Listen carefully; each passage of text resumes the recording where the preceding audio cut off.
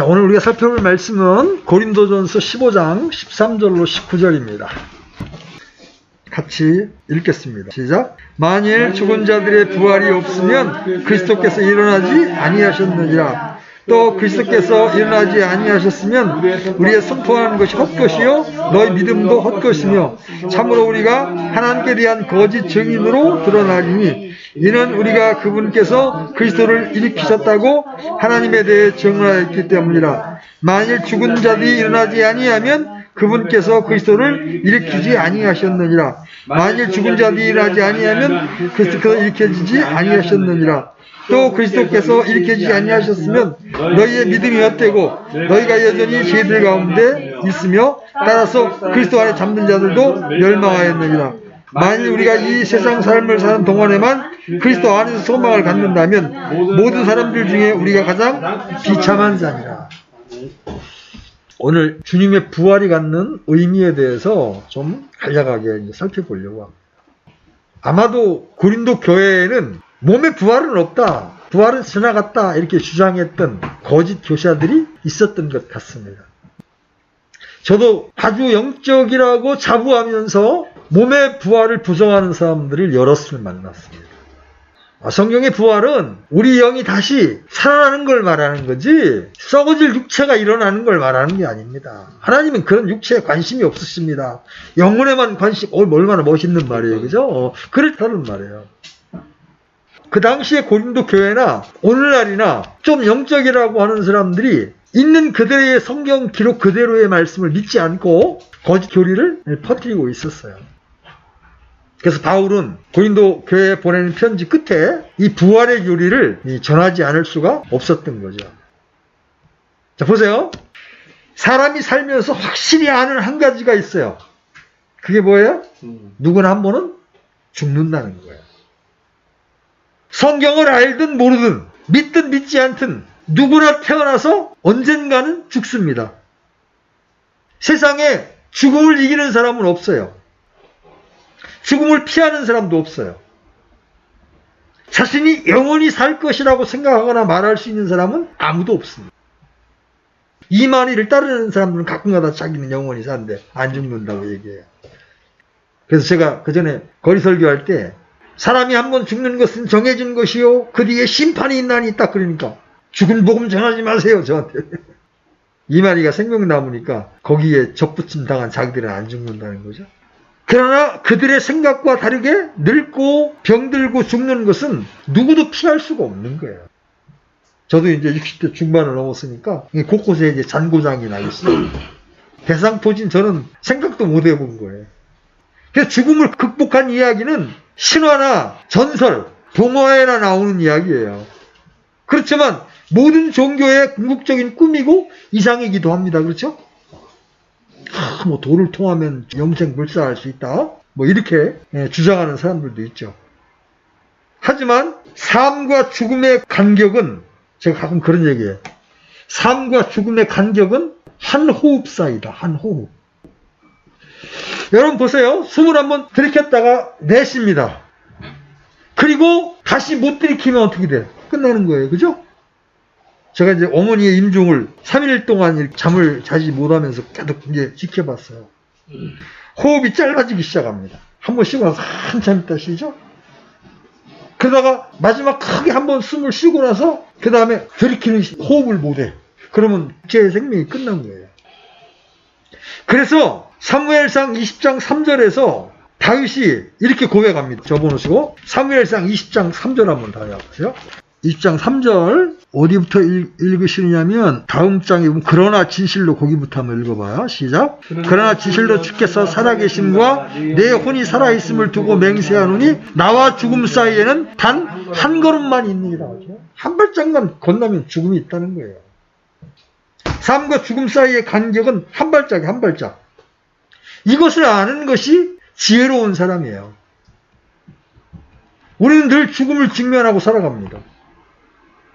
요새 보세요. 안 죽으려고 백신을 맞았는데 코로나에 걸려서 안 죽으려고 백신을 맞았는데 백신 맞고 죽는 사람들이 나오잖아요. 그죠? 어느 곳에서나 죽음의 요소가 있어요. 하루에 10명 이상 교통사고로 죽습니다.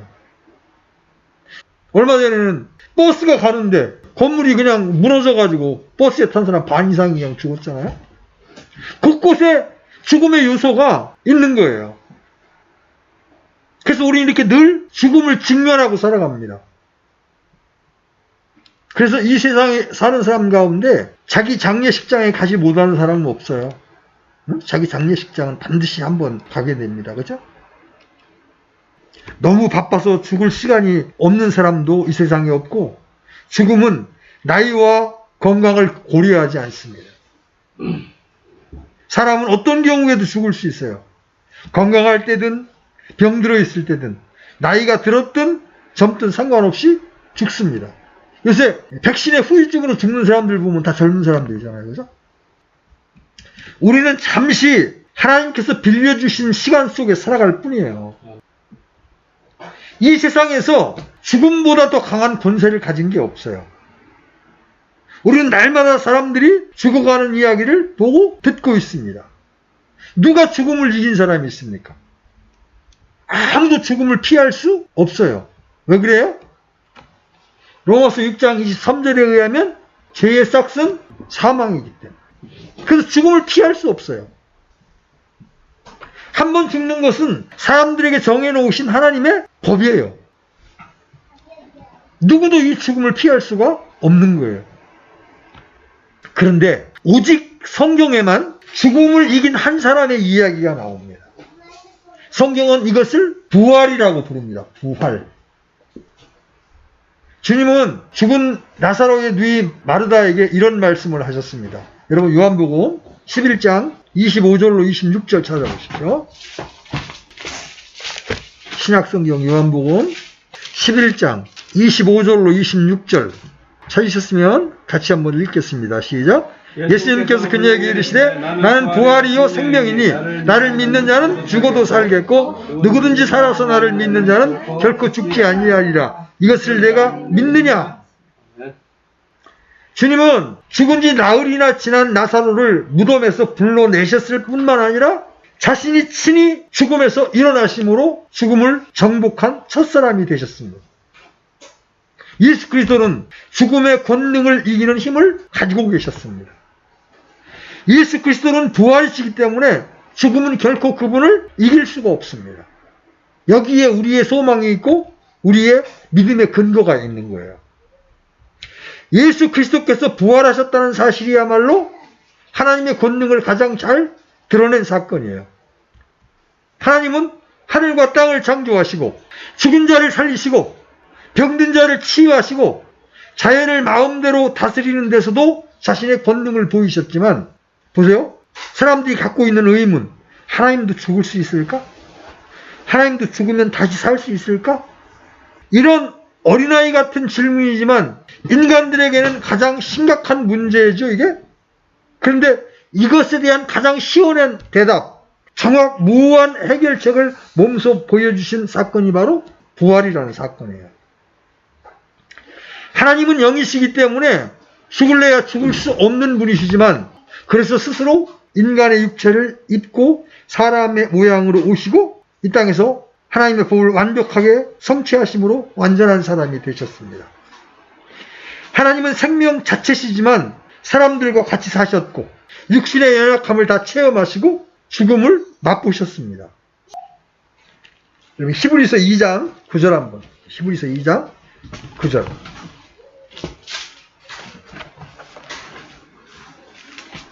같이 읽겠습니다. 시작. 다만 예수님을 보느라 그분께서 죽음의 고난을 당하시려고 천사들보다 조금 낮게 되셨다가 영광과 존귀로 관을 쓰신 것은 하나님의 은혜로 말미암아 모든 사람을 위하여 죽음을 맛보려 하심이라.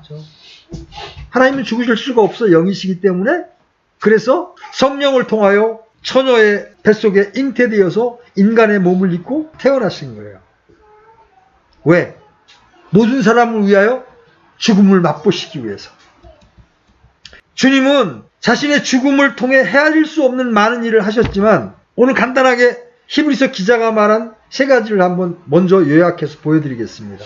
히브리서 기자는 십자가의 죽음의 의의를 세 가지로 요약합니다. 첫 번째, 죽음의 권능을 가진 마귀를 멸하셨다. 예수님이 죽으심으로 어떤 일이 일어났는가? 죽음의 권능을 가진 마귀를 멸하셨다. 자, 히브리서 2장 14절 여러분죠? 히브리서 2장 14절 같이 한번 읽어보겠습니다. 시작. 그런즉 자녀들은 살과 피에 참여한 자들이므로 이분도 그분도 마찬가지로 같은 것의 일부를 취하셨으니 이것은 그분께서 죽음을 통해 죽음의 권능을 가진 자 곧 마귀를 멸하시고. 예수 그리스도는 생명의 권능을 지니신 분이며 죽은 자를 일으키시는 부활의 권능을 소유하신 분인데 반해 마귀는 죽음의 권능을 가지고 있습니다. 주님은 십자가의 죽음을 통해 하실 일이 있으셨습니다. 그것은 자신의 죽음을 통해 죽음을 이기신 거예요. 죽음을 통해 사망을 이기신 겁니다. 자, 두 번째, 예수님의 죽음을 통해 일어난 일이 뭐냐? 죽음의 매인 자들을 건져내신 거예요. 죽음의 매인 자들을 건져냈다. 자, 히브리서 2장 15절. 히브리서 2장 15절. 같이 읽습니다. 시작. 또 죽음을 두려워하여 평생토록 속박에 얽매인 자들을 건져내려 하심이라.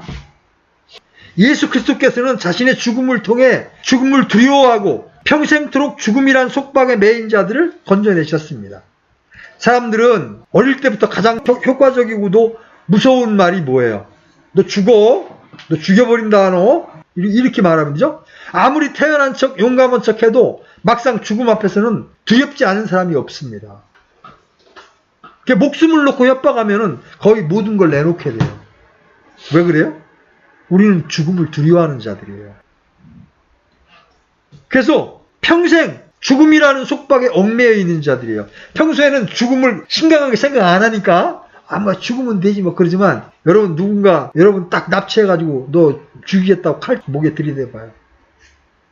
그 죽음을 두려워하지 않는 사람 아무도 없어요.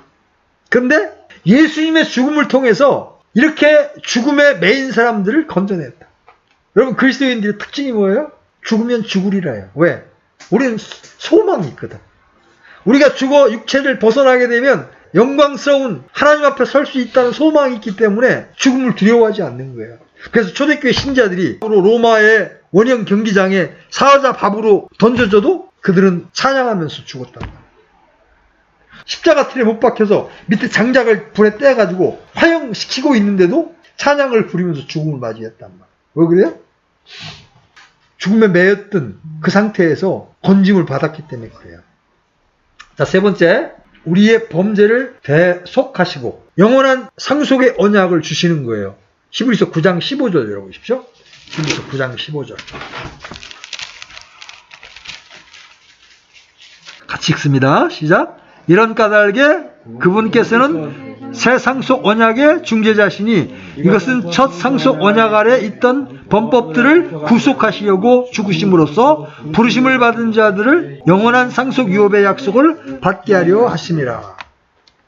주님은 죽음을 통해 새 상속 언약의 중재자가 되셨습니다. 그리고 첫 상속 언약 아래 있던 범죄를 대속하시고 율법 아래 있는 자들은 다 죄 아래 갇혔었단 말이에요. 그런 자들을 대속하시고 부름받은 자들로 하여금 하나님의 영원한 상속을 얻게 하셨다. 이 목적을 가지고 주님이 죽으셨어요. 그런데 죽으신 주님이 부활하지 못했다면 십자가의 죽음은 선한 목적으로 시도되었지만 비참한 실패로 종결되고 말았을 거예요. 그죠? 아, 내가 너희를 위해 죽는다. 아주 선한 목적으로 시작했지만 만약 부활이 없었다면 이건 실패로 끝나는 거예요. 그러나 주님은 죽은 자들로부터 부활하심으로 죽음을 통해 이루고자 했던 모든 것을 이루셨고 믿는 자들에게 영원한 생명을 주실 수 있게 된 거예요. 그래서 오늘 우리가 집중적으로 살펴볼 건 뭐냐면 주님의 부활의 의미가 무엇인가? 주님이 부활했다는 것은 무엇을 말하는가? 이걸 한번 정리해 보려고 해요. 그래서 주님의 부활의 참된 의미 첫 번째는 예수님께서 하나님의 아들로 선포되신 거예요. 하나님의 아들로 드러나셨다. 자, 로마서 1장 4절 펴보십시오. 로마서 1장 4절.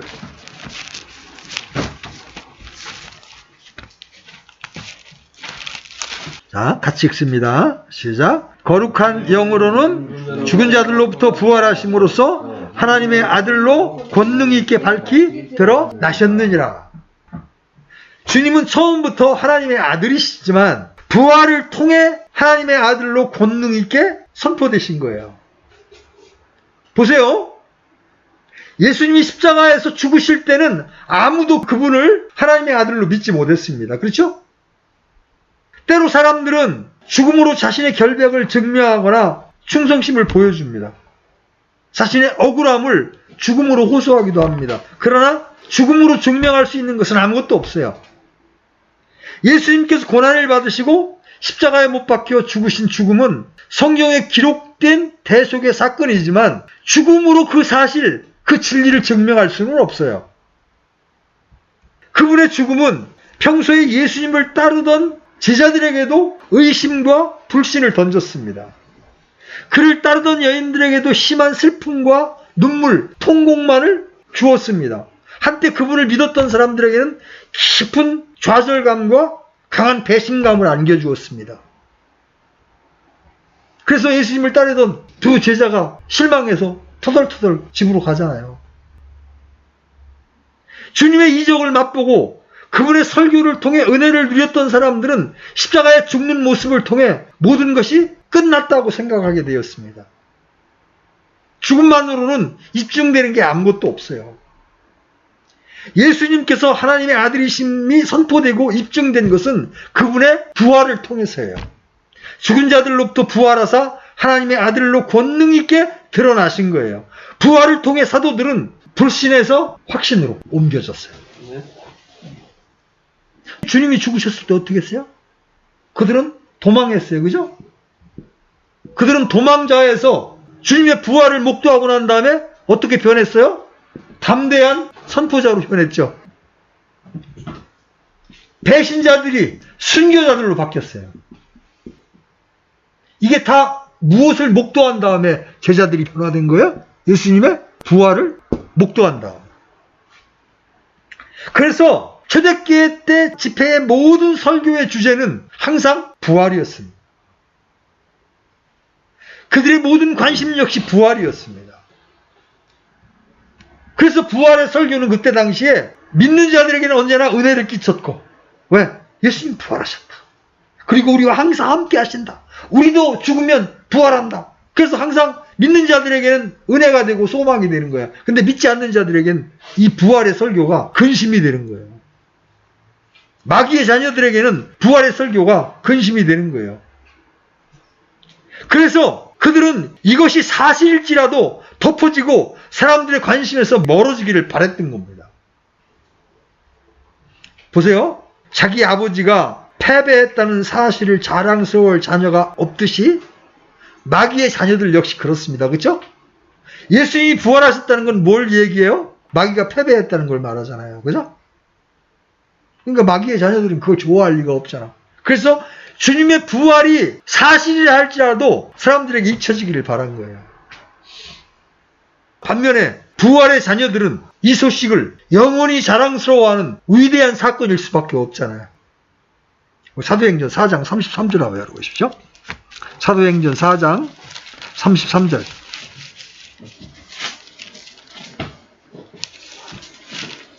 같이 읽어보겠습니다.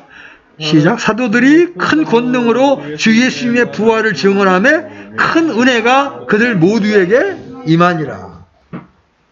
우리는 부활의 소식을 통해 날마다 죽음의 권능을 가진 마귀를 멸하신 우리 주 하나님께 감사와 찬양을 드리는 은혜를 누리게 되는 거예요.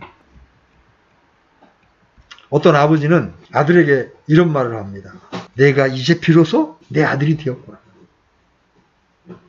여러분 처음부터 아들이었잖아요. 그죠? 그렇지만 어떤 어려운 일을 기필코 완성했을 때, 견뎌내고 승리했을 때 그런 말을 합니다.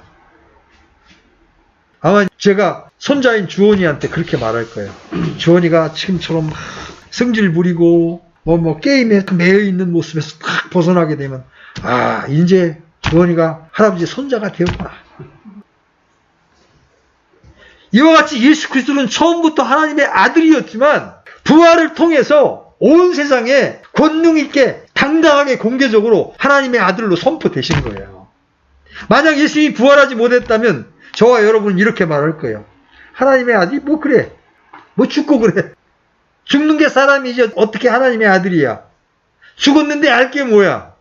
어떻게 증명해?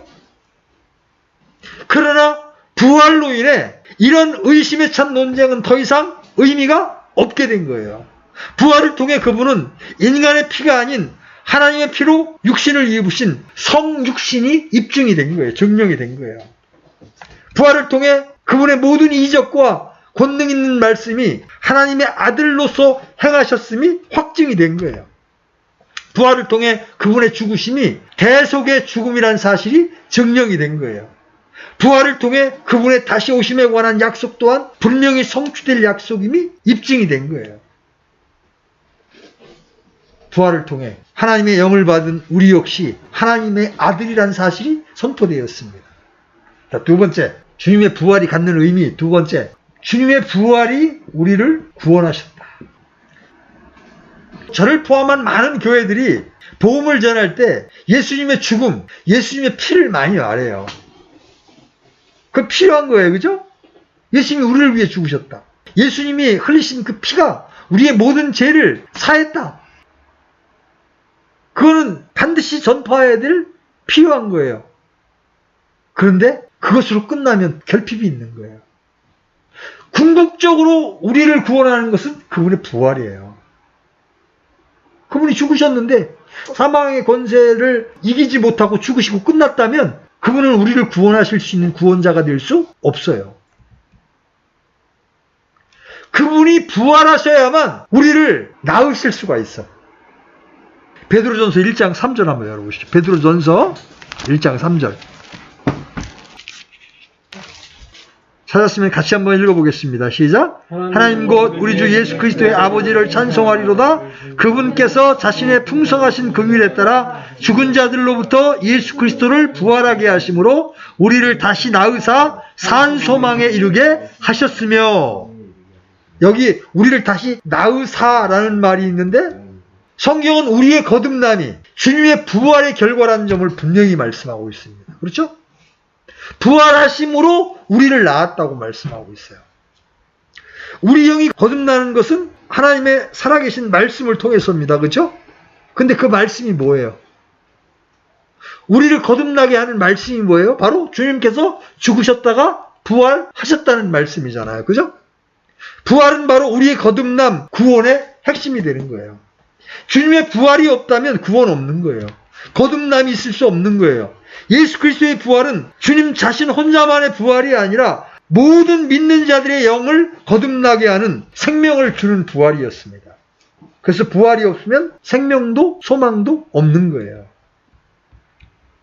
우리의 영은 아담의 범죄로 말미암아 죽은 채 태어났습니다. 주님의 부활은 우리의 죽은 영을 살리시는 일대 사건이었습니다. 주님은 부활하심으로 이제 살려주시는 영이 된 거예요. 자, 고린도전서 15장 45절. 고린도전서 15장 45절. 같이 읽습니다. 시작. 그러므로 기록된 바 첫사람 아담은 살아있는 혼이 되었더라 함과 같이 마지막 아담은 살려주는 영이 되었느니라. 우리의 몸은 구속받지 못했지만 우리의 영은 살아나서 이제 주님을 인지하고 살아계신 하나님을 경배하고 찬양하는 본연의 기능을 회복한 거예요. 주님의 부활은 우리를 구원하시는 근거가 되었다. 세 번째, 부활의 참된 의미는 성도들이 하나님의 권능을 소유하게 되었다. 이건 놀라운 말씀이에요. 여러분들이 이 말씀을 깊이 묵상하시고 이 말씀을 깨달으면 여러분 인생이 바뀔 수 있어요. 주님의 부활은 성도들에게 더 이상 죄의 권능, 사망의 권세 아래 종처럼 부림을 당하지 않고 오히려 승리하게 하는 역사적인 사건이 된 거예요. 더 이상 육신의 소욕대로 살지 않고 세상의 풍조대로 살지 않고 세상을 정복하는 삶을 충분히 가능하게 해 주었습니다. 아무도 이길 수 없었던 마귀를 몰아내고 그의 간계를 멸하고 영적 전투에서 승리할 수 있게 해 주었습니다. 주님의 부활은 단지 2000년 전의 역사적 사건이 아니라 시간과 공간을 초월해 믿는 자들에게 지속적으로 역사하는 하나님의 권능이에요. 바울이 이 땅에서 간절히 알고 싶어 했던 한 가지는 바로 부활의 권능이었습니다. 빌립보서 3장 10절로 11절 열어보십시오. 빌립보서 3장 10절로 11절.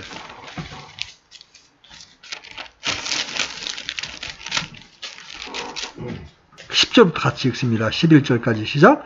이것은 내가 그분의 죽으심과 일치하게 되어 그분과 그분의 부활의 권능과 그분의 고난에 참여하는 것을 알고자 하며 어찌하든지 내가 죽은 자들의 부활에 도달하려 함이라. 이게 바울의 최대의 관심사였어요. 그 주님의 부활의 권능이 믿는 자 안에 역사하여 삶 가운데 나타나는 것. 어떻게든 부활의 권능에 도달하는 것. 여러분, 이 세상을 살면서 세상을 이기게 하는 힘, 세상의 정욕을 거절하게 하는 힘, 죄의 유혹을 거절할 수 있게 하는 힘이 어디서 나와요? 부활의 권능입니다. 부활하신 주님이 우리 안에 사실 때 그 권능으로 세상을 이길 수 있는 거예요.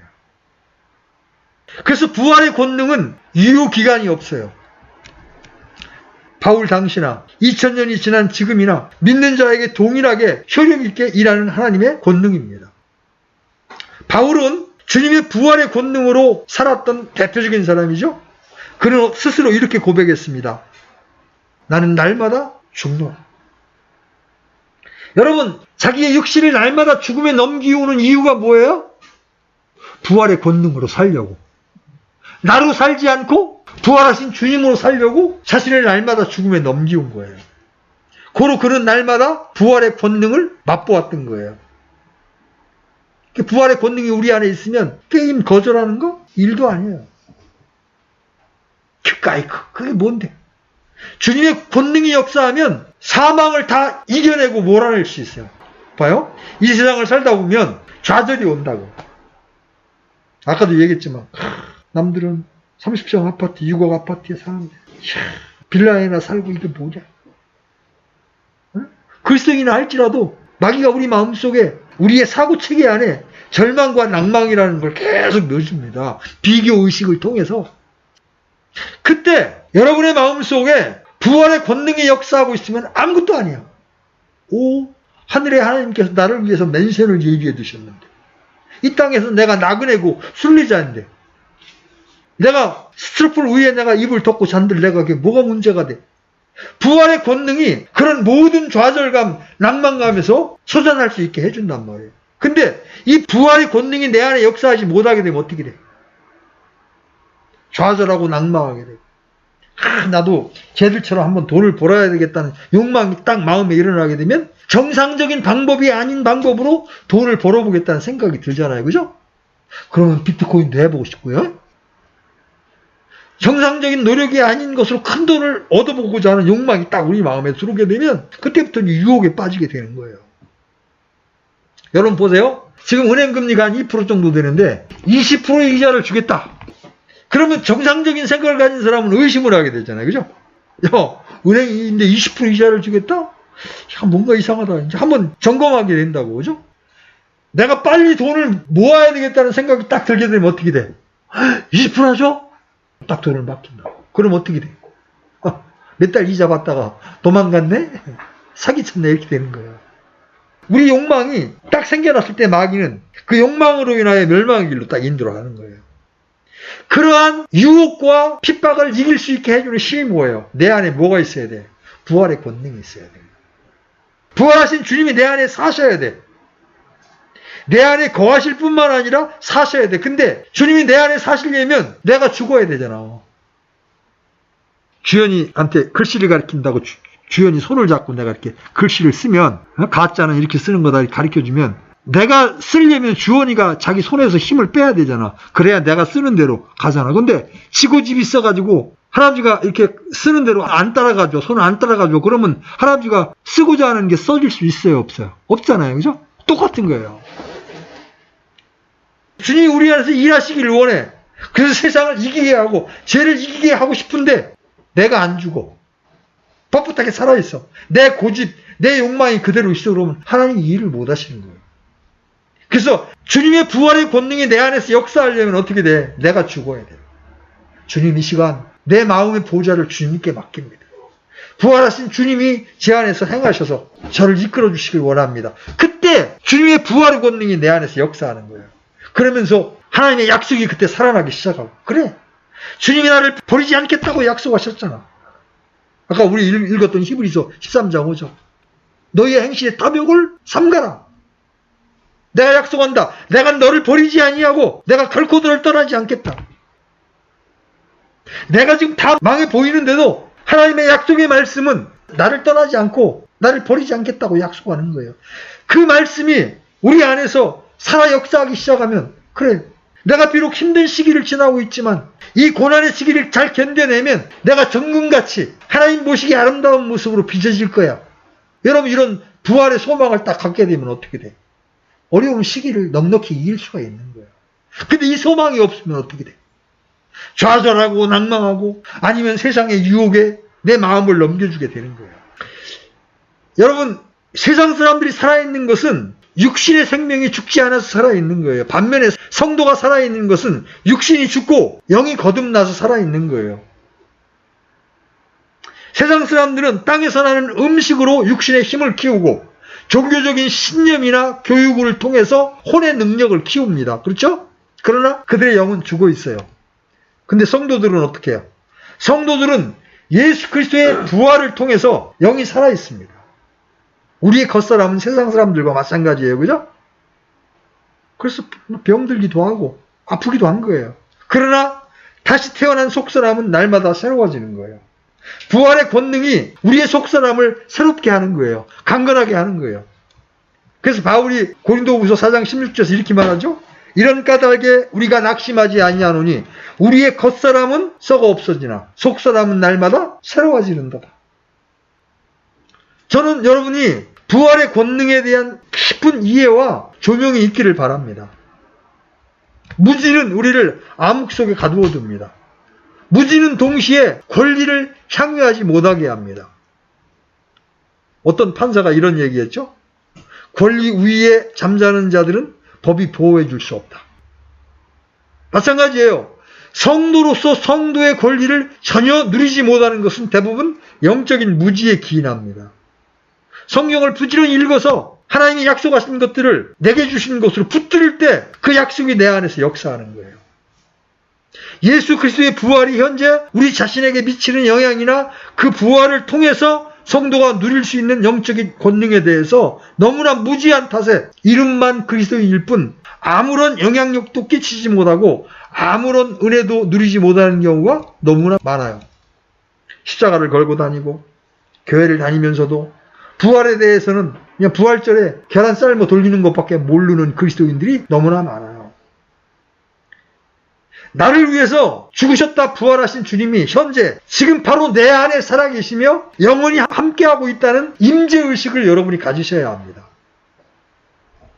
그러면 그분의 권능이 나와 함께하는 거예요. 현재 우리가 사는 삶은 성령의 능력으로 사는 삶이요 예수 그리스도를 믿는 믿음으로 사는 삶이에요. 보세요. 베드로를 비롯한 제자들은 예수 그리스도를 믿었다가 그분이 십자가에 못 박혀 죽어버리자 두려움에 떨게 되었습니다. 그들은 마가의 다락방에 숨어 지냈어요. 그러나 주님이 부활하신 사실을 목격하게 되었죠. 베드로는 자신의 잘못을 용서받았습니다. 사도행전에 나오는 사도들의 활약과 능력은 바로 주님의 부활에서 나온 거예요. 부활하신 주님이 우리의 힘이요 우리의 권세인 거예요. 자, 네 번째, 주님의 부활이 갖는 의미 네 번째, 그것은 우리 신자로 하여금 그리스도의 증인이 되게 만든다는 거예요. 사도행전 1장 8절 한번 열어보시죠. 사도행전 1장 8절. 자, 같이 읽습니다. 시작. 오직 성령님께서 너희에게 임하신 뒤에 너희가 권능을 받고 예루살렘과 온 유다와 사마리아에서 그리고 땅의 맨 끝 지역까지 이르러 나를 위한 증인이 되리라 하시니라. 여러분은 아무도 역사적으로 예수 그리스도의 죽음과 부활을 보신 적이 없습니다. 그죠? 우리는 듣기만 했을 뿐이에요. 그럼에도 불구하고 우리가 예수 그리스도의 증인이 될 수 있는 것은 바로 나의 영적인 삶을 통해서예요. 죽었던 나의 영이 살아나고 성령의 권능을 소유하고 날마다 삶 가운데 그분의 부활의 권능을 통해 소생하는 경험을 통해 우리는 부활의 증인이 될 수가 있는 거예요. 우리 안에 성령이 바로 우리의 입술을 통해 증거하시고자 합니다. 내가 받은 구원이 바로 주님의 부활의 증거가 되는 거예요. 나의 삶이 주님이 부활했다는 진리의 열매가 되는 거예요. 내가 부르는 주님의 이름, 내가 찬양하고 감사하는 입술이 바로 거룩한 희생물이 됩니다. 이런 이유로 우리는 땅끝까지 이르러 예수 그리스도의 증인이 되어야만 합니다. 근데 무엇이 나로 하여금 증인이 되게 해? 주님의 부활이. 우리가 증인이 될 수 있는 것은 내 안에 부활하신 예수 그리스도가 살아계시기 때문에 가능한 거예요. 우리가 부활 본 적 있어요? 없어요. 그런데도 우리는 예수 그리스도의 부활을 증언합니다. 예수 그리스도가 하나님이심을 선포합니다. 왜 그래요? 부활하신 주님이 내 안에 살아계시기 때문에. 우리는 그것을 다만 드러내 보이는 것뿐이에요. 우리는 말로 그것을 드러내야 합니다. 이것이 전파고 이것이 증거예요. 입술로 드러내지 않고 삶으로만 드러내겠다고 하는 것은 거짓이요 위선입니다. 우리는 물론 삶을 통해서 드러내야 합니다. 선한 행위로 우리가 증거한 입술을 뒷받침해 줘야 합니다. 그러나 우리가 선포하지 않으면 그 사람들은 주님의 부활을 믿을 기회를 잃게 되는 거예요. 물론 복음에 합당한 삶을 살아야 우리의 증거를 효력 있게 하겠죠. 그죠? 삶과 증거가 일치되어야 사람들이 믿게 되겠죠. 부활의 참된 증인이 되는 비결은 이렇습니다. 날마다 자신을 죽음에 넘기는 거예요. 그럴 때 살아나신 바로 주님의 부활의 생명이 우리 몸을 통해 나타나게 돼요. 우리 몸에 주님의 생명이 드러나면 누구라도 그것을 볼 수 있게 되는 거예요. 여러분, 그 사람이 지금 낭망해야 돼. 그 사람이 지금 불평해야 돼. 그런데 그 어려운 형편에서 그 사람이 감사를 해. 그때 여러분, 우리 몸을 통해서 주님의 부활을 드러내는 거예요. 세상 사람들과 전혀 다른 반응으로 주님이 그 사람 안에 살고 있다는 걸 나타내는 거예요. 이렇게 주님의 부활은 자연스럽게 우리를 통해 증거가 되는 거예요. 이렇게 오늘 본문 말씀을 통해서 주님의 부활은 역사적인 사실이고 그 부활의 효력은 우리 믿는 신자들에게 이런 의미를 가진다는 말씀을 전해드렸습니다. 주님의 부활로 예수님이 하나님의 아들이심이 드러나셨다. 예수님이 죽고 끝났다면 그분이 하나님의 아들이시라는 증거가 하나도 없는 거예요. 근데 그분이 부활하심으로 자신이 하나님께서 보내신 하나님의 아들이심을 선포하셨다. 그리고 그분의 부활로 우리를 구원하셨다. 복음이 뭐예요? 그분의 죽음과 그분의 부활이에요. 그 복음을 우리가 믿을 때 우리가 거듭나고 구원을 받게 되잖아요. 그래서 그분의 부활이 없었다면 우리의 구원은 없다. 그분의 부활은 바로 그죠? 우리 구원의 근거가 되는 것이다. 세 번째, 그분의 부활이 갖는 의미는 성도들이 하나님의 권능을 소유하게 됐다는 거예요. 아우, 난 그런 거 없는데요. 여러분이 진실되게 예수님을 믿고 예수님께 여러분의 마음의 보좌를 내어드리게 될 때 여러분 이걸 경험하게 돼요. 아, 예수님의 부활의 권능이 내 안에서 역사하는구나. 그래서 세상을 이길 수 있게 해줘. 부끄러운 이야기지만 제가 옛날에 고수도 무지하게 좋아했어요. 그래서 상갓집이라고 하면, 왜냐면 이제 집사람은 내가 밤을 새워야 될 명분을 찾아야 되니까 너 상갓집이라고 얘기를 해야 돼요. 상갓집은 별로 친하지 않은데 무조건 가는 거야. 가서 고수를 해야 되니까. 그래서 하루 저녁에 막 한 달 봉급을 날린 적도 있고 막 그랬어요. 근데 제가 구원을 받고 복음을 전하기 시작하면서 주님의 부활의 능력이 내 안에서 역사하기 시작하니까 어느 날 그게 재미가 없어지는 거야. 옛날에 쪼이는 재미가 그렇게 있었어. 그런데 어느 날 재미가 없어. 내가 뭐 하는 짓이냐 이게. 자연스럽게 그걸 거절할 수 있는 힘이 생기기 시작하는 거예요. 하나님의 말씀을 읽고 하나님의 뜻이 무엇인지를 발견하게 되면서 그걸 이길 수 있는 힘이 생기는 거예요. 부활의 참된 의미는 바로 성도들이 하나님의 권능을 소유하게 합니다. 그 다음에 부활은 신자들로 하여금 그리스도의 증인이 되게 합니다. 부활하신 주님이 우리 안에 사시니까 예수님이 하나님이시다. 예수님이 우리의 구원자시라는 증거를 하게 돼. 사도들이 그랬고 그 위에 많은 구원받은 신자들이 선포하게 되는 거예요. 여러분이 구원받았다고 하는데 왜 사람들 앞에서 예수 그리스도가 바로 우리의 구원자라고 힘있게 증거하지 못해? 부활의 권능이 여러분 안에서 역사하지 못하고 있는 거예요. 왜? 여러분이 살아있기 때문에. 여러분의 육신이 살아있기 때문에. 창피하면 어떡하지? 이거 했다 거절당하면 어떡하지? 나는 어떻게 돼도 상관없다. 오직 주님만이 영광을 받으셔야 된다. 이게 딱 여러분 마음에 확정이 돼 있으면 어디서든지 여러분은 지원할 수 있는 거예요. 욕먹어가면서도 지원할 수 있는 거예요. 예수님 증거하면 욕먹어요. 사도들 다 죽었어요. 핍박을 당해서. 예수님을 전하다가 다 죽었어요. 베드로도 죽었고 바울도 죽었고 정상적인 죽음을 당한 게 아니라 사도 요한을 빼놓고는 다 십자가에 달려 죽거나 아니면 톱에 잘려 죽거나 다 죽음을 당했어요. 그런데도 왜 그들이 예수님을 전했어요? 그들 안에 사는 예수님의 부활의 권능이 그들로 하여금 예수 그리스도의 증인이 되게 만들었단 말이에요.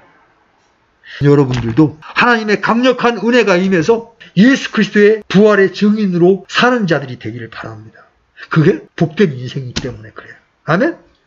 어디서든지 주님의 부활을 전하는 자들로 살았으면 좋겠습니다. 기도합시다. 하나님 아버지, 오늘 우리가 주님의 부활의 참된 의미에 대해서 살펴보았습니다. 우리가 하나님의 말씀에 대한 무지로 인해서 우리가 마치 죽은 자처럼 세상의 유혹과 죄의 유혹에 패배하며 살았던 때가 많았음을 이 시간 고백하고 주님 앞에 돌이킵니다. 주님이 우리의 부활하심으로 우리에게 부활의 권능을 주셨고 주님의 증인이 되며 죄를 거절하고 세상을 이길 수 있는 힘을 주셨는데도 불구하고 우리가 그 힘을 활용하지 못하고 바보처럼 살았던 때가 너무나 많았습니다. 오 주님, 성령의 빛비춤을 통하여 주님의 부활이 갖는 참된 의미를 정확히 깨닫게 하시고 이 부활의 주님이 우리 안에 사심으로 우리가 이 땅을 살면서 승리하는 삶, 하나님을 기쁘시게 하는 삶을 살아갈 수 있도록 우리를 인도해 주시고 가르쳐 주시기를 원합니다. 오늘도 말씀을 통해서 우리를 깨워주신 주님 앞에 감사를 드립니다.